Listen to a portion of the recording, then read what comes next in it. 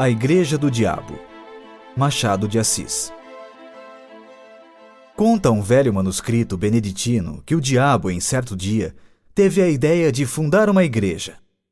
Embora os seus lucros fossem contínuos e grandes, sentia-se humilhado com o papel avulso que exercia desde séculos, sem organização, sem regras, sem cânones, sem ritual, sem nada. Vivia, por assim dizer, dos remanescentes divinos, dos descuidos e obséquios humanos. Nada fixo, nada regular. Por que não teria ele a sua igreja? Uma igreja do diabo era um meio eficaz de combater as outras religiões e destruí-las de uma vez. Vá, pois, uma igreja, concluiu ele. Escritura contra escritura, breviário contra breviário. Terei a minha missa com vinho e pão à farta, as minhas prédicas, bulas, novenas e todo o demais aparelho eclesiástico. O meu credo será o núcleo universal dos espíritos, a minha igreja uma tenda de Abraão. E depois, enquanto as outras religiões se combatem e se dividem, a minha igreja será única. Não acharei diante de mim nem Maomé nem Lutero. Há muitos modos de afirmar. Há um só de negar tudo. Dizendo isto, o diabo sacudiu a cabeça e estendeu os braços com um gesto magnífico e varonil. Em seguida, lembrou-se de ir ter com Deus, para comunicar-lhe a ideia e desafiá-lo. Levantou os olhos, acesos de ódio, ásperos de vingança, e disse consigo: "Vamos, é tempo." E rápido, batendo as asas com tal estrondo que abalou todas as províncias do abismo, arrancou da sombra para o infinito azul. Capítulo 2. Entre Deus e o Diabo. Deus recolhia um ancião quando o diabo chegou ao céu. Os serafins que engrinaldavam o recém-chegado detiveram-se logo, e o diabo deixou-se estar à entrada com os olhos no Senhor. "Que me queres tu?" perguntou este. "Não venho pelo vosso servo Fausto", respondeu o diabo rindo, "mas por todos os Faustos do século e dos séculos." "Explica-te." "Senhor, a explicação é fácil. Mas permiti que vos diga, recolhei primeiro esse bom velho. Dai-lhe o melhor lugar, mandai que as mais afinadas cítaras e alaúdes o recebam com os mais divinos coros." "Sabes o que ele fez?" perguntou o Senhor com os olhos cheios de doçura. "Não, mas provavelmente é dos últimos que virão ter convosco. Não tarda muito que o céu fique semelhante a uma casa vazia por causa do preço, que é alto. Vou edificar uma hospedaria barata.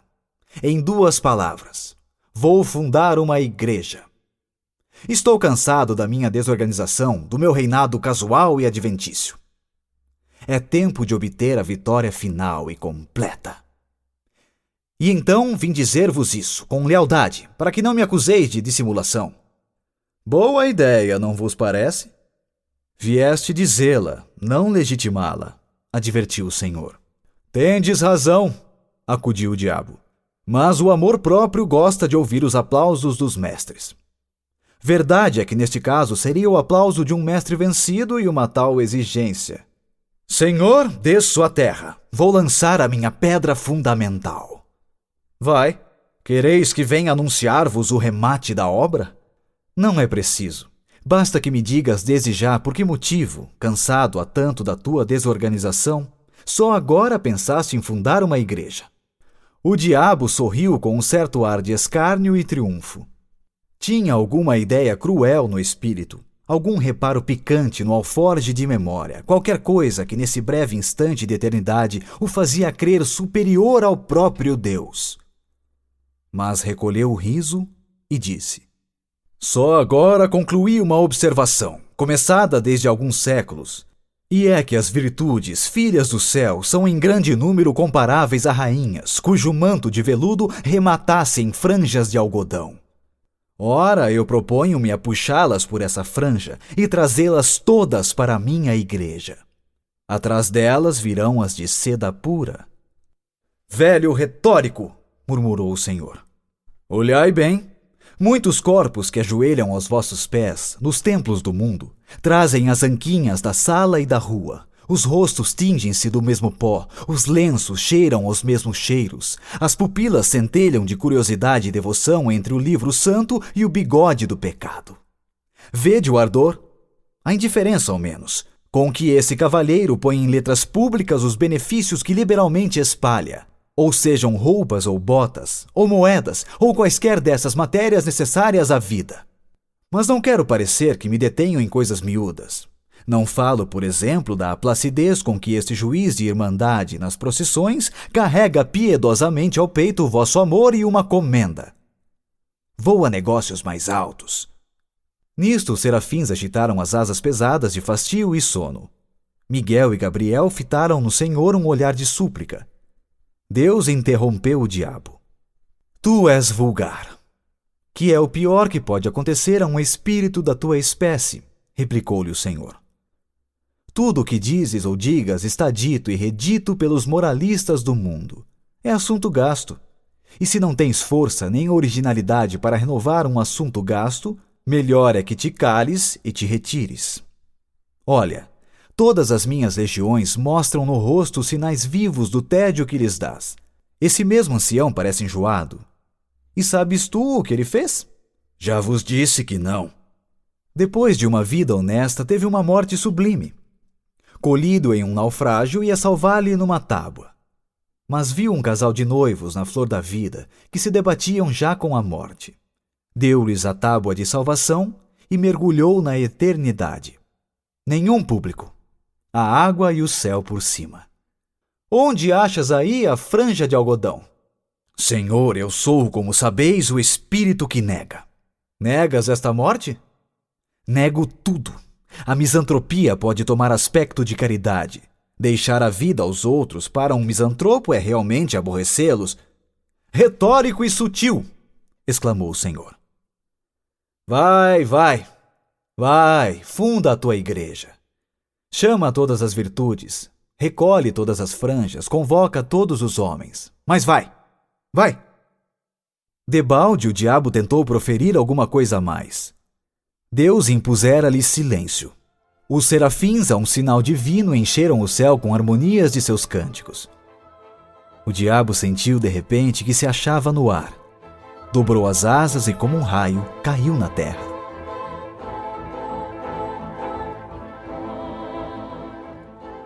Capítulo 3. A boa nova aos homens. Uma vez na terra, o diabo não perdeu um minuto. Deu-se pressa em enfiar a cógula beneditina como hábito de boa fama e entrou a espalhar uma doutrina nova e extraordinária, com uma voz que reboava nas entranhas do século. Ele prometia aos seus discípulos e fiéis as delícias da terra, todas as glórias, os deleites mais íntimos. Confessava que era o diabo, mas confessava-o para retificar a noção que os homens tinham dele e desmentir as histórias que a seu respeito contavam as velhas beatas. Sim, sou o diabo, repetia ele. Não o diabo das noites sulfúreas, dos contos soníferos, terror das crianças, mas o diabo verdadeiro e único, o próprio gênio da natureza, a que se deu aquele nome para arredá-lo do coração dos homens. Vede-me gentil e airoso. Sou o vosso verdadeiro pai. Vamos lá, tomai daquele nome inventado para meu desdouro. Fazei dele um troféu e um lábaro, e eu vos darei tudo, tudo, tudo, tudo. Era assim que falava a princípio para exercitar o entusiasmo, espertar os indiferentes, congregar em suma as multidões ao pé de si. E elas vieram. E logo que vieram, o diabo passou a definir a doutrina. A doutrina era a que podia ser na boca de um espírito de negação. Isso quanto à substância, porque acerca da forma era umas vezes sutil, outras cínica e deslavada. Clamava ele que as virtudes aceitas deviam ser substituídas por outras, que eram as naturais e legítimas. A soberba, a luxúria, a preguiça foram reabilitadas. E assim também a avareza, que declarou não ser mais do que a mãe da economia, com a diferença que a mãe era robusta e a filha uma esgalgada. A ira tinha a melhor defesa na existência de Homero. Sem o furor de Aquiles, não haveria a Ilíada. Musa canta a cólera de Aquiles, filho de Peleu. O mesmo disse da gula, que produziu as melhores páginas de Rabelais e muitos bons versos de Esope. Virtude tão superior que ninguém se lembra das batalhas de Lúculo, mas das suas ceias. Foi a gula que realmente o fez imortal.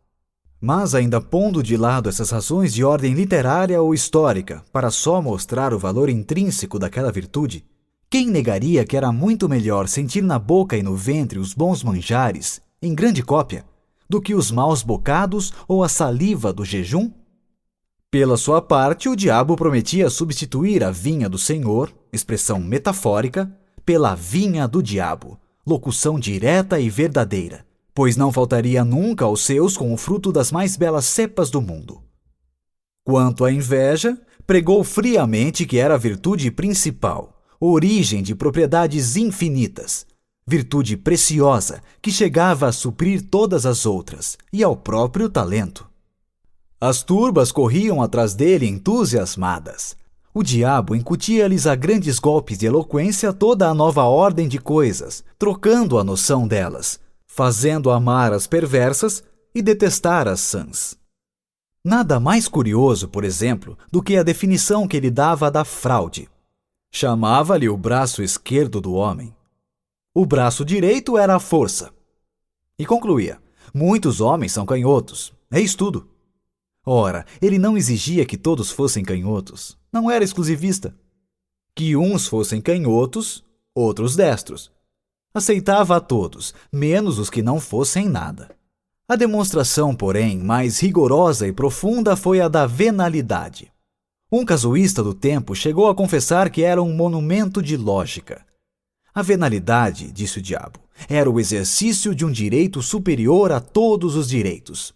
Se tu podes vender a tua casa, o teu boi, o teu sapato, o teu chapéu, coisas que são tuas por uma razão jurídica e legal, mas que em todo caso estão fora de ti, como é que não podes vender a tua opinião, o teu voto, a tua palavra, a tua fé, coisas que são mais do que tuas, porque são a tua própria consciência? Isto é, tu mesmo? Negá-lo é cair no absurdo e no contraditório. Pois não há mulheres que vendem os cabelos? Não pode um homem vender uma parte do seu sangue para transfundi-lo a outro homem anêmico? E o sangue e os cabelos, partes físicas, terão um privilégio que se nega ao caráter, à porção moral do homem? Demonstrando assim o princípio, o diabo não se demorou em expor as vantagens de ordem temporal ou pecuniária. Depois mostrou ainda que, à vista do preconceito social, conviria dissimular o exercício de um direito tão legítimo, o que era exercer ao mesmo tempo a venalidade e a hipocrisia, isto é, merecer duplicadamente. E descia, e subia, examinava tudo, retificava tudo. Está claro que combateu o perdão das injúrias e outras máximas de brandura e cordialidade. Não proibiu formalmente a calúnia gratuita, mas induziu a exercê-la mediante retribuição ou pecuniária, ou de outra espécie. Nos casos, porém, em que ela fosse uma expansão imperiosa da força imaginativa e nada mais, proibia receber nenhum salário, pois equivalia a fazer pagar a transpiração. Todas as formas de respeito foram condenadas por ele, como elementos possíveis de um certo decoro social e pessoal. Salva, todavia, a única exceção do interesse. Mas essa mesma exceção foi logo eliminada, pela consideração de que o interesse, convertendo o respeito em simples adulação, era esse o sentimento aplicado e não aquele. Para rematar a obra, entendeu o diabo que lhe cumpria cortar por toda a solidariedade humana. Com efeito, o amor do próximo era um obstáculo grave à nova instituição. Ele mostrou que essa regra era uma simples invenção de parasitas e negociantes insolváveis. Não se devia dar ao próximo senão indiferença, em alguns casos ódio ou desprezo. Chegou mesmo à demonstração de que a noção de próximo era errada, e citava esta frase de um padre de Nápoles, aquele fino e letrado Galiani, que escrevia a uma das marquesas do antigo regime: "Leve a breca ao próximo, não há próximo." A única hipótese em que ele permitia amar ao próximo era quando se tratasse de amar as damas alheias, porque essa espécie de amor tinha a particularidade de não ser outra coisa mais do que o amor do indivíduo a si mesmo. E como alguns discípulos achassem que uma tal explicação, por metafísica, escapava à compreensão das turbas, o diabo recorreu a um apólogo. 100 pessoas tomam ações de um banco para as operações comuns, mas cada acionista não cuida realmente senão dos seus dividendos. É o que acontece aos adúlteros. Este apólogo foi incluído no livro da sabedoria. Capítulo 4. Franjas e franjas. A previsão do diabo verificou-se. Todas as virtudes cuja capa de veludo acabava em franja de algodão, uma vez puxadas pela franja, deitavam a capas urtigas e vinham alistar-se na igreja nova. Atrás foram chegando as outras, e o tempo abençoou a instituição. A igreja fundara-se. A doutrina propagava-se. Não havia uma região do globo que não a conhecesse, uma língua que não a traduzisse, uma raça que não a amasse. O diabo alçou brados de triunfo. Um dia, porém, longos anos depois, notou o diabo que muitos dos seus fiéis, às escondidas, praticavam as antigas virtudes. Não as praticavam todas, nem integralmente, mas algumas, por partes, e, como digo, as ocultas. Certos glutões recolhiam-se a comer frugalmente 3 ou 4 vezes por ano, justamente em dias de preceito católico. Muitos ávaros davam esmolas à noite ou nas ruas mal povoadas. Vários dilapidadores do erário restituíam-lhe pequenas quantias. Os fraudulentos falavam uma vez ou outra com o coração nas mãos, mas com o mesmo rosto dissimulado, para fazer crer que estavam embaçando os outros. A descoberta assombrou o diabo. Meteu-se a conhecer mais diretamente o mal e viu que lavrava muito. Alguns casos eram até incompreensíveis, como o de um droguista do Levante, que envenenara longamente uma geração inteira, e com o produto das drogas socorria os filhos das vítimas. No Cairo, achou um perfeito ladrão de camelos, que tapava a cara para ir às mesquitas. O diabo deu com ele a entrada de uma, lançou-lhe em rosto o procedimento. Ele negou, dizendo que ia ali roubar o camelo de um drogomano. Roubou-o com efeito à vista do diabo e foi dá-lo de presente a um muezim, que rezou por ele a Alá. O manuscrito beneditino cita muitas outras descobertas extraordinárias, entre elas esta, que desorientou completamente o diabo. Um dos seus melhores apóstolos era um calabrês, varão de 50 anos, insigne falsificador de documentos, que possuía uma bela casa na campanha romana, telas, estátuas, biblioteca, etc. Era a fraude em pessoa. Chegava a meter-se na cama para não confessar que estava são, pois esse homem não só não furtava ao jogo, como ainda dava gratificações aos criados. Tendo angariado a amizade de um cônego, ia todas as semanas confessar-se com ele numa capela solitária, e conquanto não lhe desvendasse nenhuma das suas ações secretas, benzia-se 2 vezes, ao ajoelhar-se e ao levantar-se. O diabo mal pôde crer tamanha leivosia. Mas não havia o que duvidar, o caso era verdadeiro. Não se deteve um instante.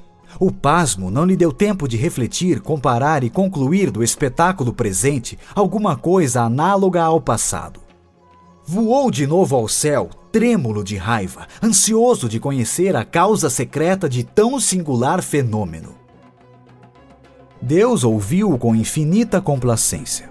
Não o interrompeu, não o repreendeu, não triunfou sequer daquela agonia satânica. Pôs os olhos nele e disse-lhe: Que queres tu, meu pobre diabo? As capas de algodão têm agora franjas de seda, como as de veludo tiveram franjas de algodão. Que queres tu? É a eterna contradição humana.